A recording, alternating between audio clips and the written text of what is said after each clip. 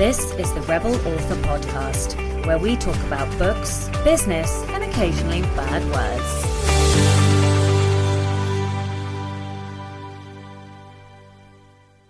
Hello, Rebels, and welcome to episode 108 of the Rebel Author Podcast.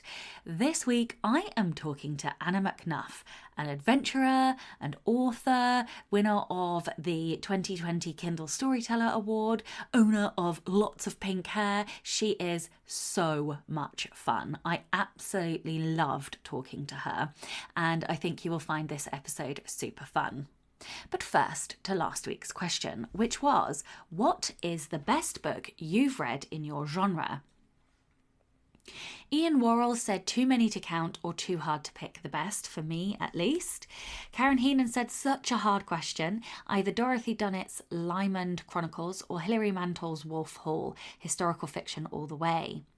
And then Lita said, I brought the new Conflict Thesaurus yesterday, and that's because our previous guest was Becca Puglisi, and we were talking all about how to create conflict in your novels. Okay, so this week's question is, what adventure have you been on? Now, I've been on a few adventures. I wouldn't say I'm an adventurer, although I do really like adventures, but I think probably the biggest adventure I've ever done was trekking up to Mount Everest Base Camp. It was so fun and I loved it, and I would definitely, I would love to think that I would do Kilimanjaro at some point in my life. And yeah, there are a few other things that I would like to do, and also I felt really inspired by Anna to just get out of my comfort zone and stop being a dick. And stop, doing all of these self-limiting thoughts and things, telling myself that I can't do these things. I absolutely can. So yeah, I would love to know, what adventures have you been on? The book recommendation for the week this week is Under the Whispering Door by TJ Klune. Now, you may remember, long-time listeners may remember that earlier in the year, I had read The House in the Cerulean Sea by TJ Klune, and oh my goodness me, I just adore his books. I adore this. Now, this isn't a series. The two books are unrelated, but I've heard him say on a podcast that the books are kind of a trilogy in terms of theme, the thematic stuff. And so you can definitely see that, I think, when you've read both of them. But definitely the books, I sobbed for the last 70 pages of the book, in a good way. But yeah, it's just, he is so fantastic. And I'm actually going to be teaching lots of lessons learned and tools and tricks and tactics that TJ Klune uses in Under the Whispering Door in the very first ever Rebel Readers Masterclass. So if you would like to join that masterclass, you need to be a patron at the $15 level, and yeah, there will be a masterclass on the 3rd of November. And speaking of masterclasses, I am actually going to run a masterclass on Halloween. So it's a villains special masterclass, and I am so excited to do this. I am really finding a lot of joy in creating these masterclasses because it's forcing me to go back and deconstruct books and TVs and film and all of that stuff, which is one of my favorite things to do because it's how I develop my craft. The best, I suppose. It's one of the quickest ways for me to develop, and also it then produces content and lessons, and I find new tools and new tricks that I can share with everybody. So yeah, I suppose my question to you is, would you like to create better villains, or would you like to have a villain for a protagonist? Whether or not you want to improve your villains, brush up your character creation, or just improve your craft, you can join me for my first ever live Villains Masterclass. It's going to be on October the 31st at 8 p.m. GMT, which is 4 p.m. Eastern Time, 1 p.m. Pacific Time, and for those in sort of Australia, New Zealand, well, I suppose Australia because it's ACDT time, it will be 6:30 a.m. on Monday the 1st of November. So you could get your class in before work if you live on that side of the world. Yeah, so fancy dress is encouraged. I will be in fancy dress for the session. Hey, it's Halloween. You gotta get your kicks from somewhere. You can bring a poison of choice, and of course, you should probably steal some candy from some kids and bring it as masterclass snacks. So what will be in the masterclass? I'm going to be talking and showing you how to craft a villain as a protagonist. We're going to be looking at villain arcs, how to get your origin story right, how to create unlikable characters, villains and anti-heroes your readers will love anyway. Save the cat villain style. We'll do some exercises live in class to help you create better villains. There'll be a takeaway sheet and a question and answer portion of the class as well. And if you can't make it but you would like the class, you can do one of two things. If you sign up to the class now for the live session, it is at a discounted price, and you will get everything afterwards. So you'll get the replay, the video replay, you'll get audio, you'll get a transcript, you'll get the slide decks, the cheat sheet, everything will get put up on Thinkific. It will take me a couple of weeks to do that, but you will get it. You'll get access, like sort of lifetime access to that. And then if you don't, but the point is, if you don't sign up before the class, then I will obviously still be putting the class up, but it will be at a slightly higher price. So it's best to get the class now whilst it is cheaper, unless you want to pay more money. Yeah, okay, so even if you can't attend live, you can still buy the masterclass, and as I said, you can get that, you'll get access to it afterwards. So yeah, that is one of the things that I'm doing. And I wanted to also mention the Nanowrimo story bundle that I am involved in, which I think I mentioned a couple of weeks ago. So Kevin J. Anderson every year creates the Nanowrimo writing tools bundle, and there are 16 books, and they cover all kinds of things from release strategies, my 8 steps to side characters, killer content, strategic author's guide to MailerLite. There is stuff around not plotting, so sort of pantsing, writing in short amounts of time, how to be a writing machine,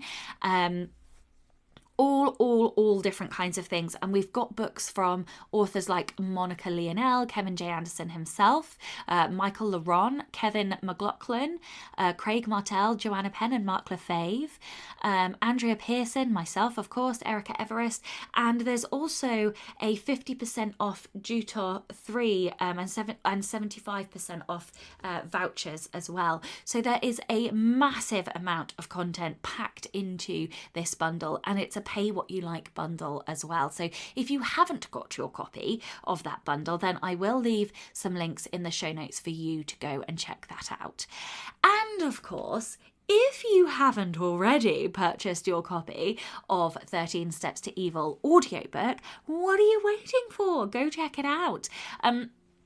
As I record this on October the 15th, you should be getting a bonus podcast episode, which is a sneak peek look at, I think it's chapter 1 I ended up sharing, of the Villains audiobook. So yeah, I hope you enjoyed that. I hope it encouraged you to go check out the rest of the audiobook. You should be able to purchase that anywhere, and you can actually get that direct from me as well now, and at a discounted price. So it's, I think, $10.99, I think, on my store, and everywhere else, obviously, you've got to use your credit or whatever the stock price is, which I think is $12.99 or $14.99, something like that.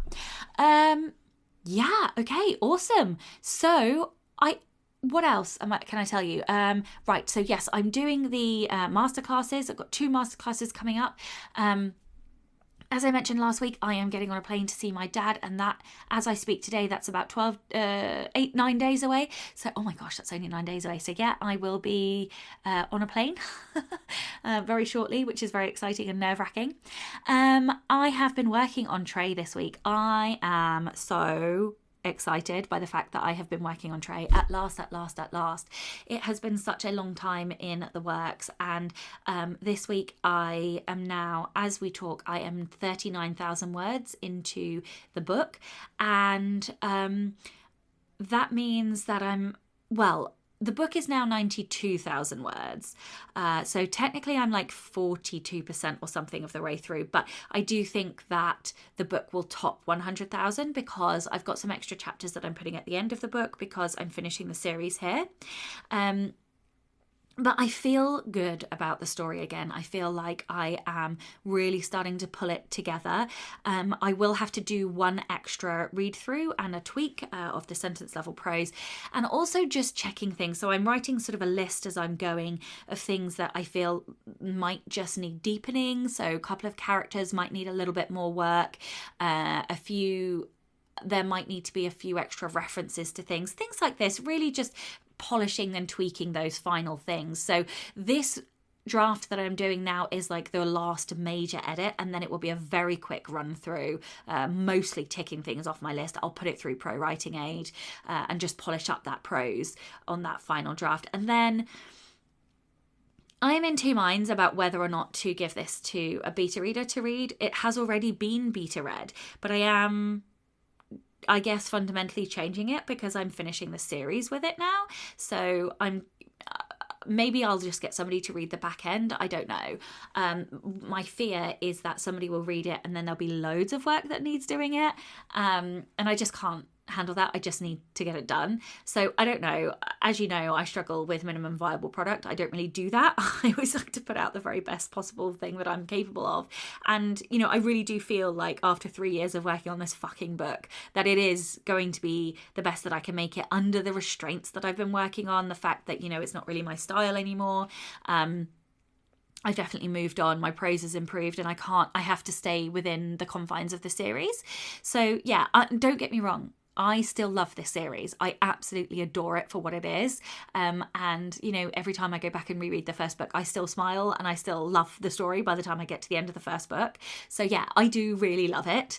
But I'm just wrangling, and I'm sure you all understand that wrangle between, you know, finishing something that's taken longer than it should have and the fact that you've then moved on.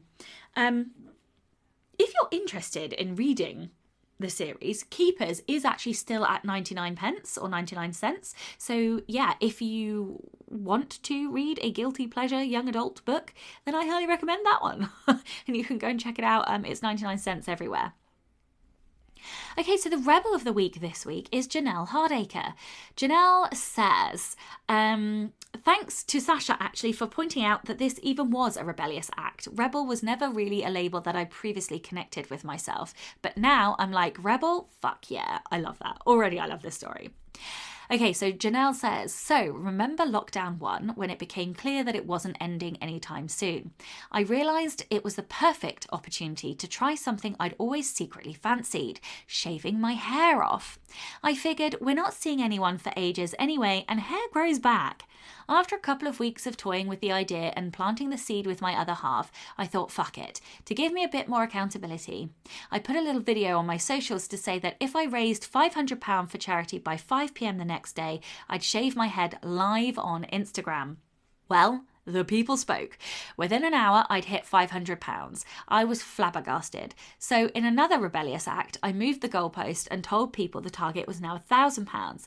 Within another couple of hours, the target had been smashed. It was real. Oh shit, I'm shaving my head tomorrow. My mum asked me, are you sure? A woman's hair is her crowning glory. What the fuck? She also kept asking me if my husband was okay with it. Again, what the fuck? I didn't ask his permission, but did seem to be looking forward to being my I didn't ask his permission, but he did seem to be looking forward to being my barber. The next day I woke up feeling sick. I had to wait until 5 p.m. I spent all day playing with my hair. I washed it and straightened it so it was shiny and styled for the last time. With my coiffed do, I took the opportunity to do a final reminder video for people to join at 5 p.m. Finally, 5 p.m. arrived. I'd done a full face of makeup and was as ready as I'd ever be. 3, 2, 1. My other half started by buzzing straight down the middle of my skull.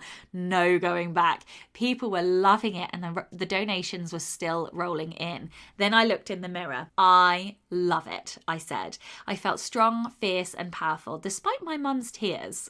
Plus, my head felt so good to stroke. I also ended up raising over £2,000.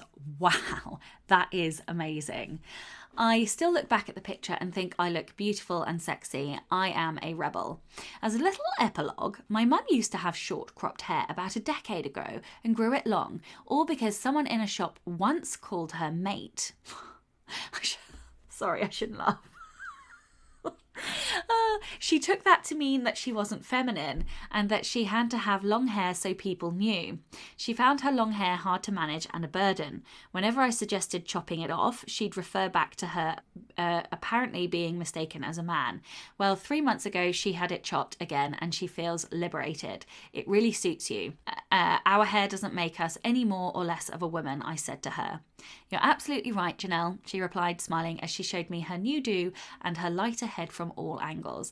I love that. Also, one, why do we have to be feminine? Like, feminine is somebody's fucking, perception of what a woman should be. Well, fuck off. I'll be whatever I want to be, thank you very much. And some days that might be feminine and in a dress with my bangers out, and other days that might be me in trackies and shaved head on the sides, and so fucking what? Like, why is feminine the definition of sexy for a woman? No. I think powerful women, intelligent women, women who know what they fucking want, that is sexy. And also, that's sexy in my opinion. Other people might find something else completely sexy, and that's completely fine too. Like, who are these people in society to tell us what we should and should not look like, or, what is and isn't feminine, and just fuck off. Like, let everybody be and be themselves, just as you showed your mum, which is fucking amazing. I loved this story so much. So thank you so much for sending it to me. And of course, you could be Rebel of the Week if you send in your story. It can be any kind of rebellion, big, small, or something in between. I know I say this every week, but please, if you have a rebellion and you haven't sent it to me, please send it to me, because I love reading these stories out. I think it really makes the show special, and I would love to continue doing it. And we are so low on stories. You can email your Rebel story to rebelauthorpodcast@gmail.com, or you can Instagram me at Sasha Black Author. Welcome to new Rebel, Robin Pierce, on Patreon. Thank you for joining the Rebel Readers level, and I very much look forward to doing the first masterclass and obviously chatting to you more in Slack. And a big thank you to all my existing patrons. You guys are amazeballs. I love you so much. You bring me so much joy. I love chatting to you and just the random antics that everybody gets up to in Slack, and for everybody on Patreon as well. Thank you so much for your support. If you would like to support the show and get early access to all of the episodes as well as bonus content, then you can from as little as $2 a month by visiting patreon.com/Sasha Black. Okay, that is it from me this week. Yeah, let's get on with the episode. Hello and welcome to the Rebel Author Podcast. I am besides myself with excitement for today because I am joined by Anna McNuff. Anna is an adventurer, speaker, author, and self-confessed mischief maker. My kind of girl. Named by The Guardian as one of the top female adventurers of our time, Condé Nast Traveller included her in their list of 50 most influential travellers in the world. She is the UK ambassador for Girl Guiding and has run, swum, and cycled over 20,000 miles across the globe. She is best known for her most recent adventure, in which she set off to run 2,620 miles, 100 marathons, through Great Britain in bare feet. Hello and welcome. Hello, gosh, when I listen to that, I just think, who is this mad woman? Lock her up. I just have to ask about your feet. Like, what was the self-care routine there? Because wow. Thanks for your concern. You'd love this, actually. Well, the feet are amazing, though. They were basically like strong, robust panther paws by the end of it. They had really thick skin. But then about 10 days after I finished, it just peeled off like a snake skin. Oh, it was so satisfying. Literally, the bottom of my foot just went because my body was thinking, I don't need that anymore. I've got shoes now. So Oh my yeah, God, it was did it crazy. really? That's mental. Yeah, I've got a video. I want to see It's not it. even Is it on gruesome. Instagram? It's not, because people get so weirded out, and also I get a lot of odd foot fetish messages when I post things on Instagram. I know, bleh. So so it's not on Instagram. But I just thought, God, how amazing our bodies that. Anyway, phenomenal. Yeah, that's how my feet are. Thank you. Well, very well. Yeah, How are yours? Well, look, I actually hate feet, but I am fascinated by the peeling off of a whole layer of foot. Like, medically speaking, that I find fascinating. Feet, though, toes. I can do without feet and toes. I don't understand foot fetishes. Yeah, my feet, I don't know, are flat actually. So I find running really difficult. Oh, are they? That's understandable. That is understandable. Yeah, you'd be great on sand though, like a camel. Yeah, and in heels actually. So that's why, and that must explain my expensive shoe fetish, because I really like expensive heels. I'm so flat-footed. I literally have like completely collapsed arches. So my wife, she was really mean. She really wanted like this beach photo. You know when you have like the two adults and then like a kiddo, and you have like your paw prints in the sand. She was like, "Wow, we can't fucking do that because you got like fucking spade feet, haven't you?" so we don't how dare she? I know. You don't have a pleasing imprint. Who cares? Anyway, we're not actually here to talk about feet at all, funnily enough. But would you like to tell everyone a little bit about you and kind of how you got to where you are today? Yeah, guys, it's mad, isn't it? I mean, for long story short, I was born to the child of two Olympians. So I've got two Olympic athletes as parents. I think that sets the scene for what kind of insane. I mean, my mum and dad's idea of a romantic night in is jumping on and off the rowing machine, doing like pieces. Yeah, then it's just mad. So that was my kind of upbringing. Lots of sport, lots of always being outdoors, that kind of thing. But it wasn't until I did row for Great Britain for a little bit in my 20s. Didn't make the Olympics, which was my childhood dream. Wow, massive like failure moment. But then in my late 20s, I started doing more outdoorsy stuff. I started realizing that I didn't want to go fast. I didn't want to look at times. I just wanted to like stop for tea and cake and chat to people and just so I started doing adventures, which combined like a love of travel and a love of punishing my body, and I started going off on these long adventures. And it's funny because it was originally about the adventures, and now I love the writing about the adventures, probably I'd say equally as much as the adventures themselves. So now I class myself as an adventurer and an author, which just feels amazing because I always loved writing at school, but I did really badly in my exams and always went off on one about the wife of Bath. So I didn't actually think I'd ever be able to do it. If that makes sense. I love that so much. I love adventures, but I don't have I really hate the phrase like balls of steel, or like big balls when people talk about this, but a big vagina is not really a compliment, is it? No, you don't want a steel vagina. No. Yeah, anyway, the confidence, shall we say, that you have. So I've done one adventure, but I didn't sort of go all the way. I trekked up to Mount Everest Base Camp, which was quite fun. Oh wow. Yeah, that's high. Yeah, I definitely got altitude sickness, which wasn't so fun. But it costs lots of money to go all the way to the top, so I didn't do that bit. But I love adventures, and I love, apparently now, reading about adventures thanks to you. Which I never knew that I enjoyed it so much. Your books are just fantastic. So that's really what I wanted to talk about, because you do this amazing thing of combining like travel fiction, but in this fantastically narrative, like engaging, absorbing story, which is completely true. So I wondered if you could explain your process a little bit. Like, what does your writing process look like as a travel writer? Do you pick the adventure first? Do you write as you travel? Do you write afterwards? Like, how does that work?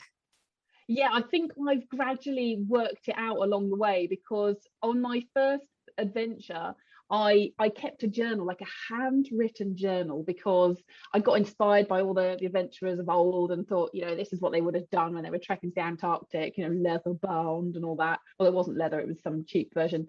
But I kept a handwritten journal, and then I had that in a drawer for years and years and years. And then I used that to write a book, which was agonizing, trying to read my handwriting and everything else. And but then when I went on the next adventure, I thought, I think I'm going to write a book about this adventure. So I was much better at making notes on my phone, and that's what I've continued to do basically in the evenings when you're knackered and I've run or cycled all day, and before I dribble into my, onto myself in my tent, I'll force myself, if it's been a cool day, to write some notes. And the cool thing about adventures is if you're in the middle of nowhere, you get in your tent and you're in bed by 6 o'clock. Rock and roll. You've slept down some noodles, and so there's no distraction. So actually you can reflect and write. So I mostly write notes while I'm on the go, except with the exception of the barefoot run, when it was so crazy and there was so much going on, I actually did voice notes while I was running along. So I'm running through the Yorkshire Dales going like, there's a sheep in front of me. Oh, it hasn't got its tail cut. I like the way it waggles in the sunshine. Oh my goodness me. Like, I struggle not to breathe out of my asshole whilst I'm running. So like, I am deeply impressed that you can both run barefoot and also comment on your scenery around you. That is wildly impressive. I might have fallen over sometimes. And also that commentary includes things like, because I find dictation really difficult. So in the moment I'm just saying things like something about the beauty of this, it's like insert wisdom here when you come to write this bit, because I don't have any right now. That's what my dictation is mostly like. That's why I was like, I feel slightly better. Fill this in later when you can be asked. Okay. Amazing. I was going to ask what mistakes you think writers make when trying to write travel books, but like maybe a better question is, have you learned anything, or have you made any mistakes sort of along the way? You said you've learned your process, so I just wonder, what are the common mistakes you think people make? I think there's a couple of things. The one thing I think is a mistake in books I don't enjoy about adventures is that I think sometimes because it happened you have to write about it, and I think that's a surefire way to a very boring book, and it ends up like a diary. And yes, diaries can be funny if you're Bridget Jones, but for the most part something that's just chronological, moves along this day, that day, I don't find that's not the way you tell a story. So I think that's a mistake a lot of people make. They think they need to put everything in there,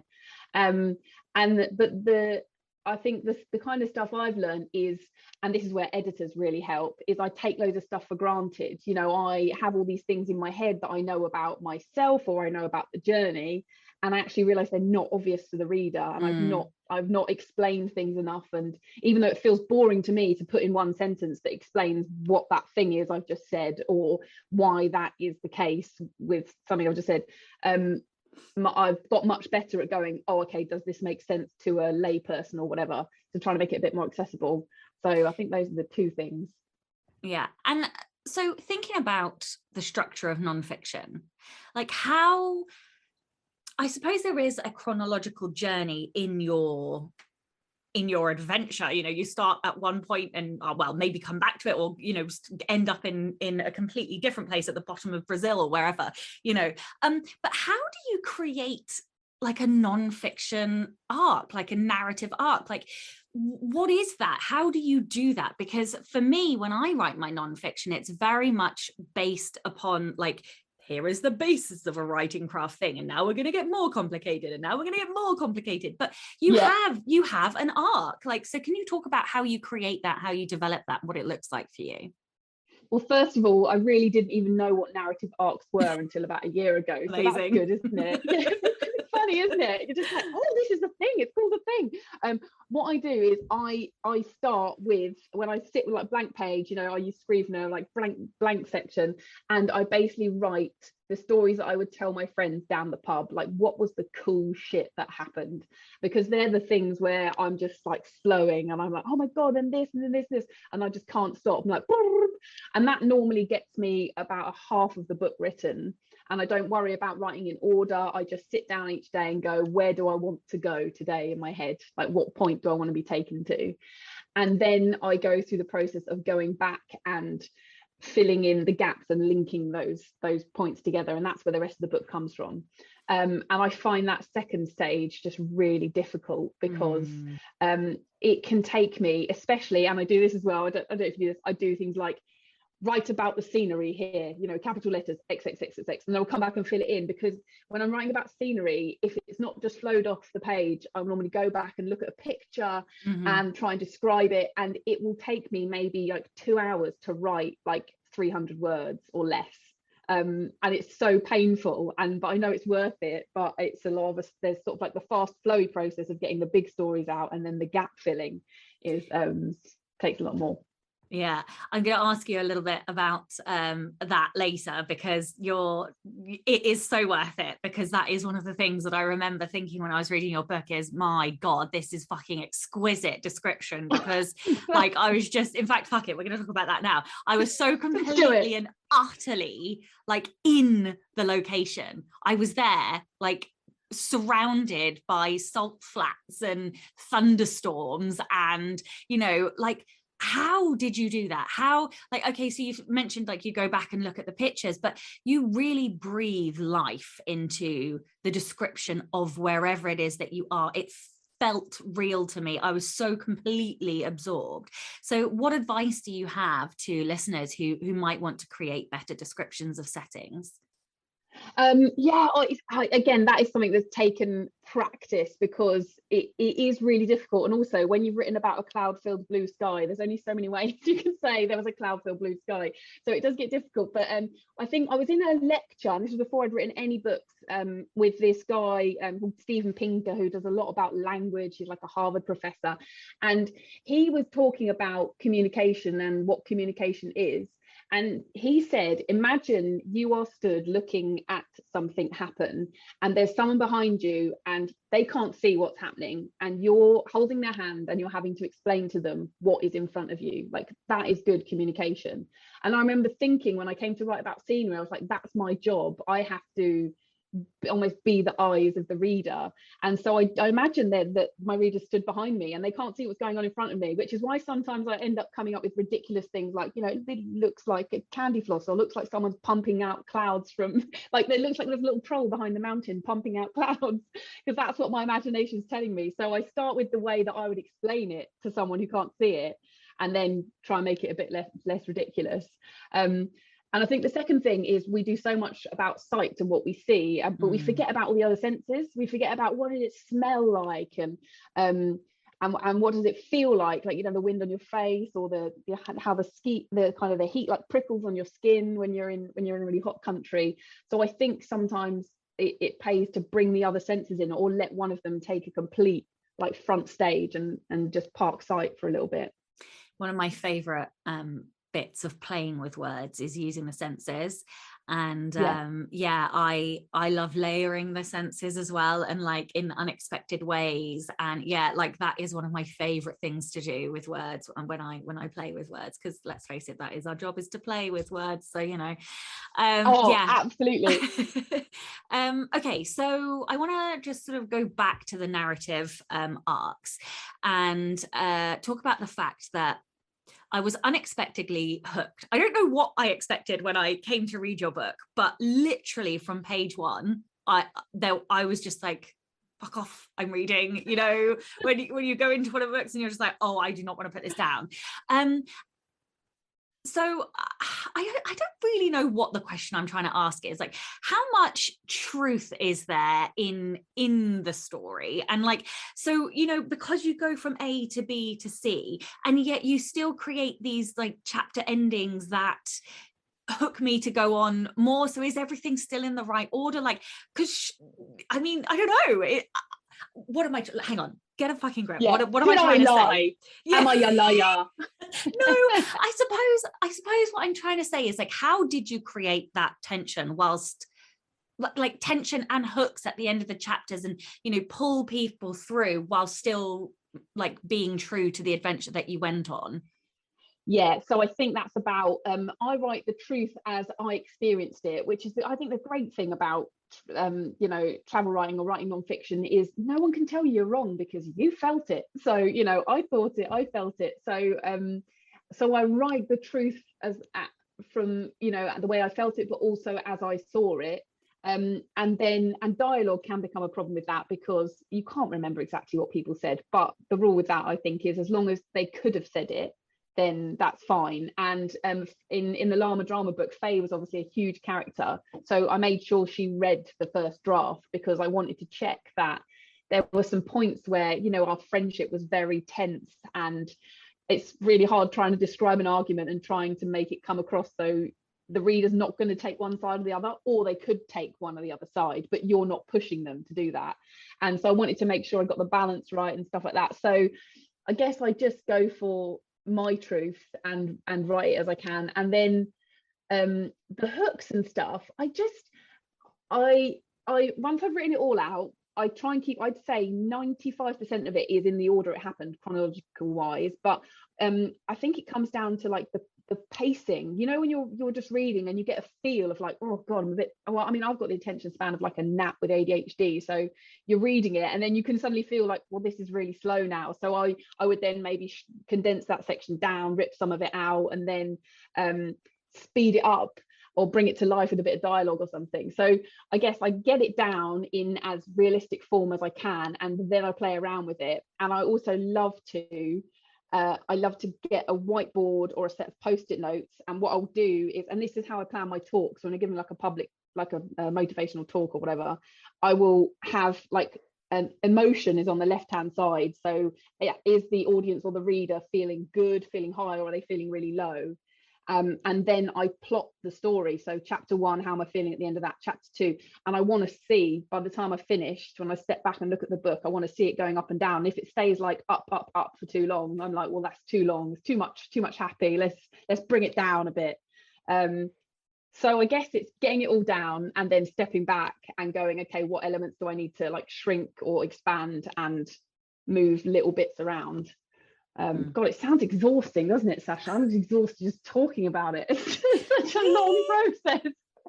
Writing a book is a pretty fucking long process, Oh, you know. God. Like, And yeah, yet, it is. God, sorry. No, I was just going to say, and yet every time I'm still excited to start one, and then I get halfway through and I'm like, this is really hard. I know. I'm one of these people that kind of enjoys having written slightly more than, because like I really hate editing, and I don't know, I shouldn't say hate it. I don't hate it because I love making it better and seeing it at the end, but there is something practically orgasmic about that free flowing, it just pours from you. That is the thing that I love well, that, and then what I call like a literary O, which is when you kind of get that knee buckling, like got to grip a table because you've just had the perfect twist or the perfect like way to fix a scene. I always call that literary orgasm. Like those two things are my favorite things. I love that. I'm gonna steal that one. Love it. You are most welcome to have it. But yeah, like the act of having to do the hard bit, like that middle bit that you were talking about, when I'm pulling and wrangling my non-fiction in, it is hard because it's, yeah, I completely understand that. Okay, so let's take a sort of tangent for a second.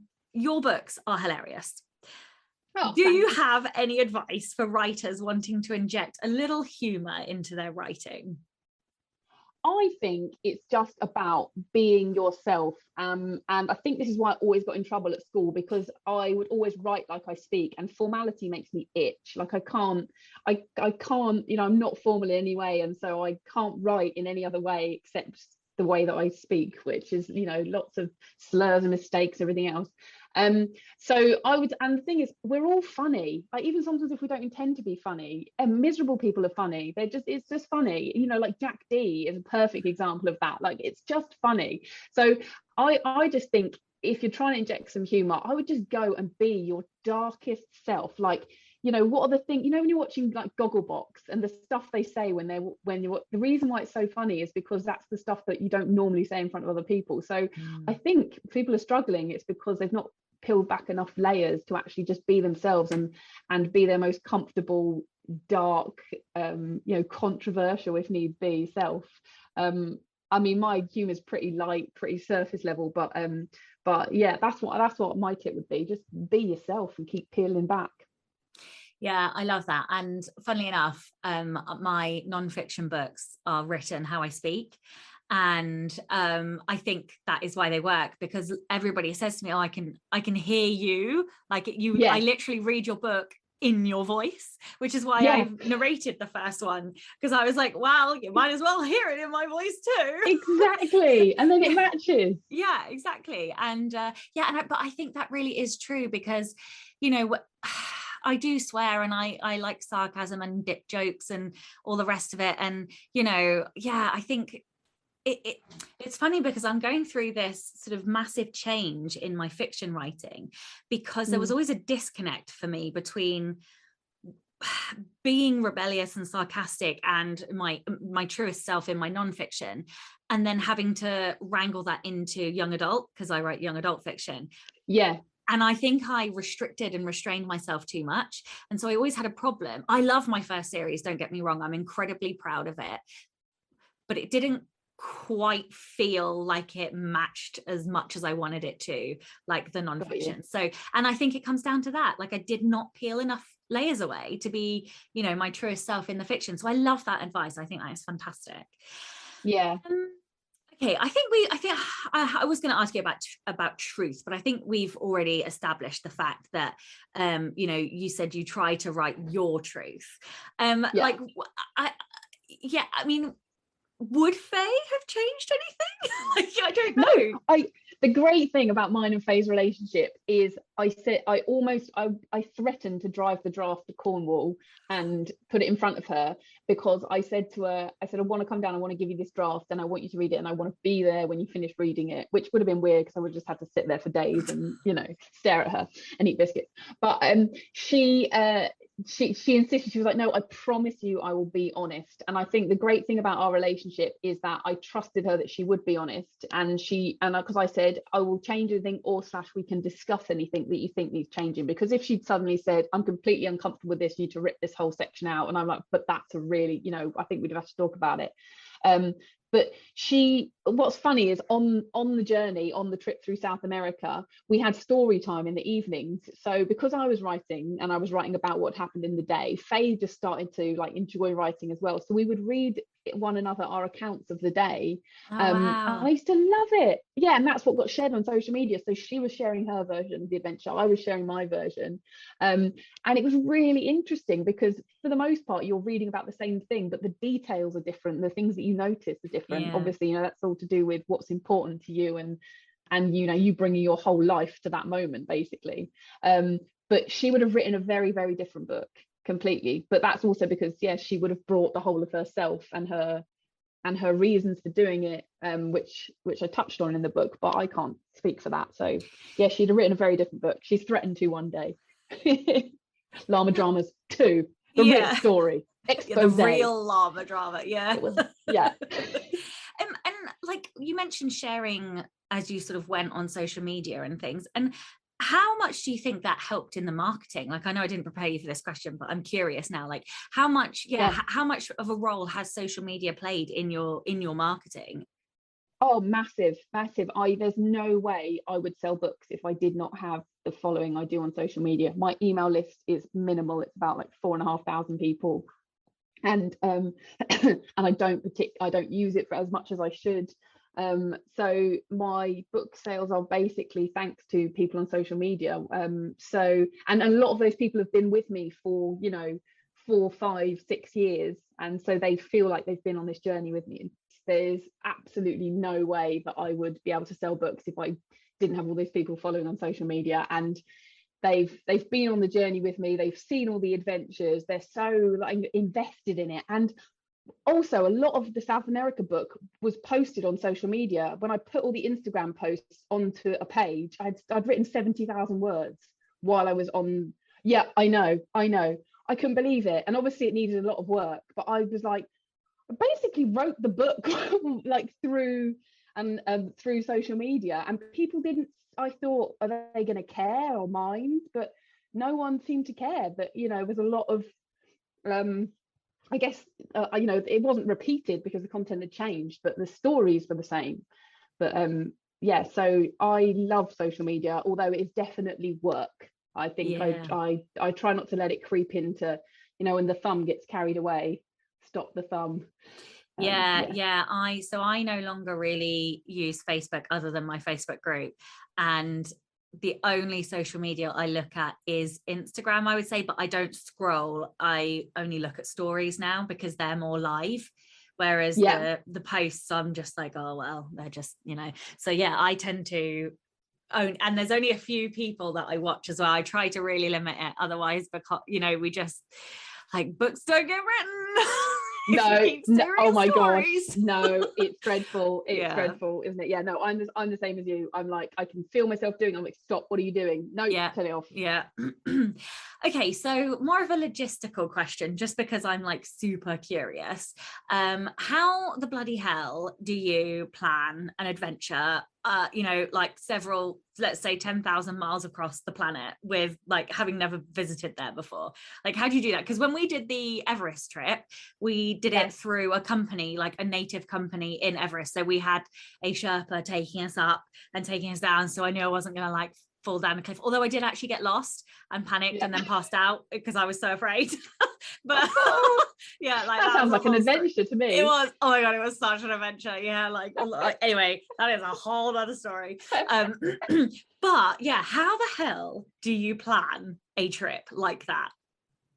Well, do you know what? This is similar to the question that I would ask on how the hell do you write fiction? Because I'm just like, I mean, I'm writing things that happened. I do, how on earth people write fiction and how you write fiction is beyond me. But I think it's a similar thing, which is there's no, like, obviously there are manuals. You have written manuals, of such, but you just start with what you know.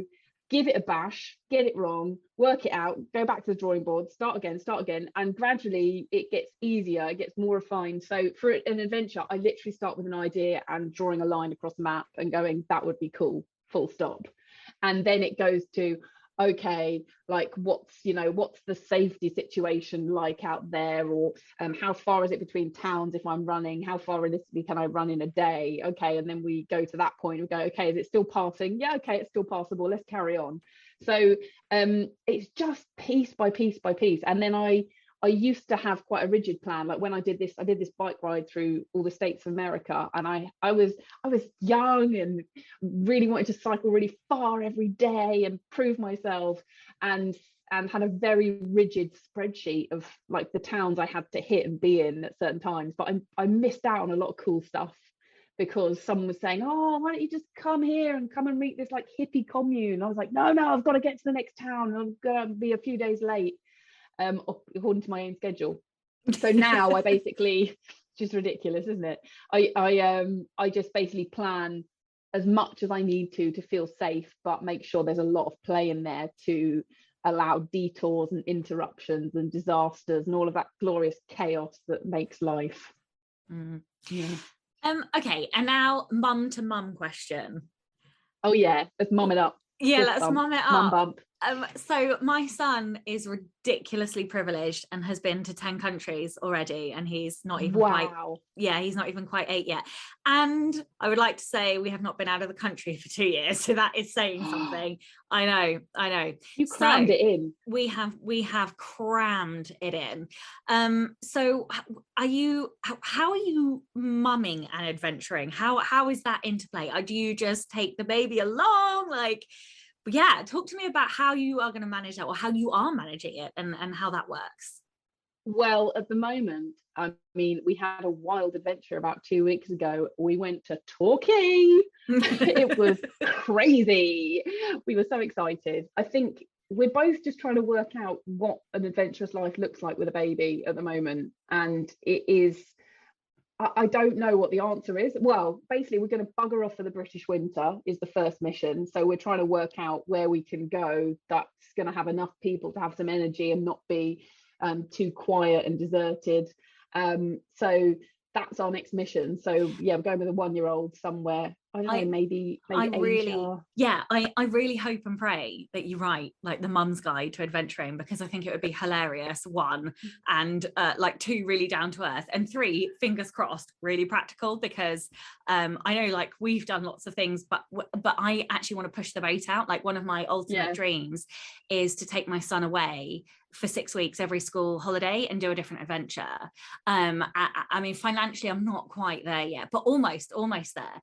And so yeah, but like I'm shitting my pants a little bit, if I'm honest. So yeah, I don't know, I just need someone else who can like write the mum's guide and then like empower me to go and do that. Yeah, so that's like before he gets too old. I'm hoping sort of between 10 and 15 maybe, like every summer we go away to a different country and just like rock and roll it. Sounds like you should write this book. No, oh my god, no, I need the guide. I need the manual. Okay, you need the just guide, write me the manual. To be honest, I'm gonna have to, because that is going to be my life for the next sort of foreseeable, is like adventure with little Storm, like that's it, you know. So I can't get away from that. So that I probably will write that book, and I'm looking forward to it. And I know, and I can already feel myself, you know, we're planning this trip over winter, and I can already feel myself, I want to go to places where I speak the language, where, you know, I know the culture, and that's not the point. So I can already feel that, like that growth, that resistance that comes with every adventure. Oh, it's so comfortable. Yeah. Okay, so one of my patrons had a question.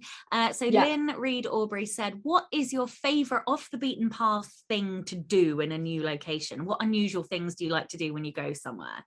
Oh, go and take a swim in any piece of water. Like, just get your kicks off, get in.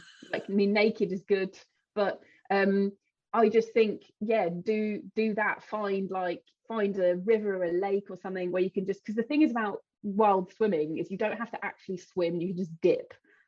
So just wild dipping. This is a new book, isn't it? So I would say try and find a body of water, because I don't know, there's just something about going into the water, you suddenly you're in the landscape. It's really cool. Even if like you're in the Thames and a coconut, or coconuts and tampons always float down the Thames. I don't know what that's about, but so I would say that. And the other thing is, if I'm on a long drive, I always stop and go for a run, even though I get back in my car and sweat into the seats. I find that, even maybe you could stop and go for a walk if you don't like running, but I find that means that rather than just driving through the beautiful places, you know, I'm driving through the Peak District, like it's a crime not to stop and just go for a walk, and it's much better than stopping at a service station. Yeah, so those are my tips. And speaking of naked, I think I actually cried with laughter at the salt flat scene. Like, it was hilarious. I don't know if you just want to explain that scene. Oh my god, because it will entice people to read the book. Basically, right, so the salt flats in Bolivia is the most flat, beautiful, crystal expanse of white, and I decided that when we got there we were going to get naked and cycle naked, because you can see someone coming, so there's no danger of anyone, and even if they do, they're not going to care. And I thought it'd make great pictures, thought it'd make great videos, but Faye wasn't so convinced, so I had to convince her into getting naked, and which she did. I still can't believe I did this, and I've got the footage. And then we both cycled around naked, and at first it was like we were sort of like, well, I was all right, but she was like really uncomfortable and trying to cycle and cover everything up, you know, cover up her boobs and everything. And you know, I hadn't even seen Faye naked at this point. She would go into the shower room to get changed. She wouldn't even like get changed in front of me. But then within 5 minutes we were like doing naked flyby high fives. I was like slapping her boob on a pass by, or putting her on the bum and going, oh, cheeky. And it was just like this moment in time where if you'd just been an alien and landed on Earth and thought, what are these two women doing, riding around naked with their strange tan lines, slapping each other's bibs. It was brilliant. Yeah, and it was hilarious to read as well. Like I think I recall we were sat on the sofa and I had to read it out to my wife, because I was just like tear crying from love. And there were a few bits, actually, to be fair, in the book where I was like that. But okay, one last question then before I ask the ultimate podcast question. What is the biggest lesson you've learned about, I don't know, maybe about travel or writing or business or marketing? What do you feel has been one of the biggest lessons that you've taken? I think it goes down to just giving things a bash and realizing that you can teach yourself to do anything.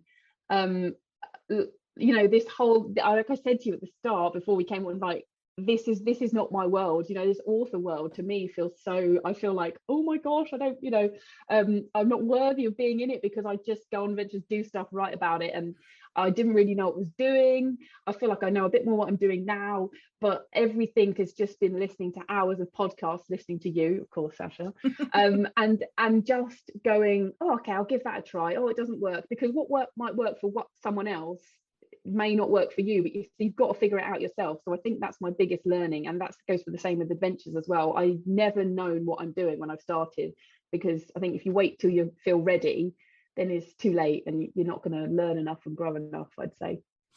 And I've thought of another question whilst we're talking. What was it like winning the Kindle Storyteller 2020? Oh my God, I think that is the, like, I mean, I've never taken drugs, but legal drugs, but I think that was probably the closest I would get to it. I was so shocked, I cannot explain. Like, I mean, I was carrying Storm in my belly. What was I, like 8 months pregnant at the time? Oh no, more than that, 8 months roughly. And the electricity that went through my body, I was just in deep shock. I mean, I think I was on mute because I was waiting to clap the winner.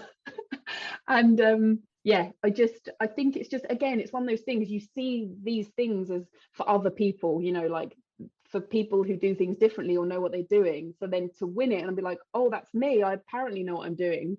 Wow. It was just insane. And after we logged off from the ceremony, I just sat there on the sofa like sweating, and Jamie was just like, yes, my boyfriend, he's like, yes, and I was just in shock, like, what just happened? And I just, it was amazing. So I cannot wait to congratulate someone this year. It's just to know they're going to go on that roller coaster as well. Oh, fantastic. I actually remember watching you as it was announced, and it was I was, because obviously we couldn't see everybody when it was like, but I was just like, come on, announce it, like I was so excited for you. So that was awesome. Okay, this is the Rebel Author Podcast. I cannot wait for this answer.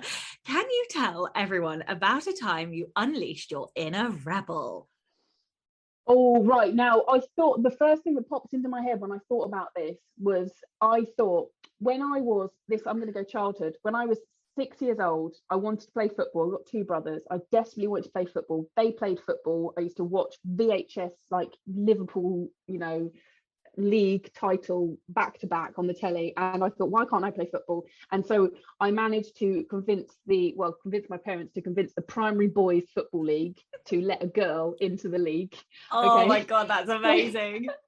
So I played for Sherwood Forest. That was the name of my team. Disgusting orange coloured uniform, and I had my hair in Victorian curtains, but with a really long ponytail down my back, and my mum would do my ponytail in this neat little plait before I went on the pitch.